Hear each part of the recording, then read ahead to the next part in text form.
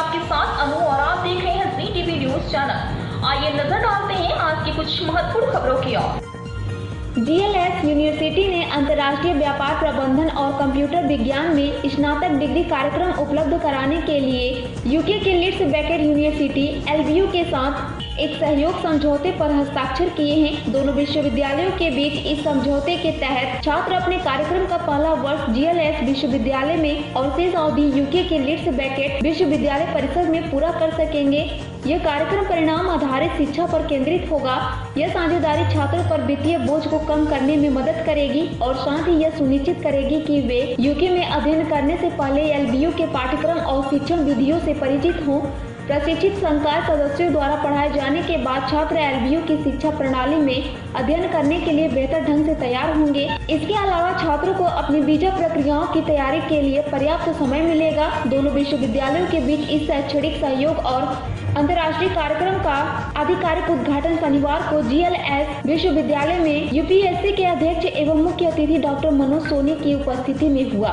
पेश है अहमदाबाद से नीता लिंबाचिया की खास रिपोर्ट। આજે GLS યુનિવર્સિટી કેમ્પસ ખાતે GLS યુનિવર્સિટી અને યુકેમાં આવેલી લીડ્સ બેકેટ યુનિવર્સિટી જે લંડનથી લગભગ 30-35 કિલોમીટર દૂર છે તેની સાથે અમે એક કરાર કરી રહ્યા છે।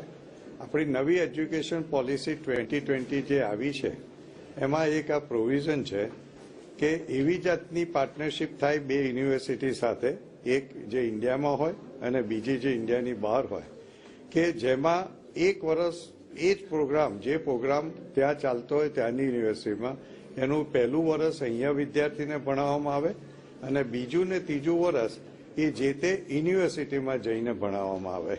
તો આવી જાતનો આખા દેશમાં, ભારત દેશમાં સૌ પ્રથમ GLS યુનિવર્સિટી આજે આ પાર્ટનરશિપ દ્વારા આ મેનેજમેન્ટનો 3 વર્ષના કોર્સનો અને IT એટલે ઇન્ફોર્મેશન ટેકનોલોજી પ્રોગ્રામનો 3 વર્ષનો કોર્સની ભાગીદારી કરી રહી છે।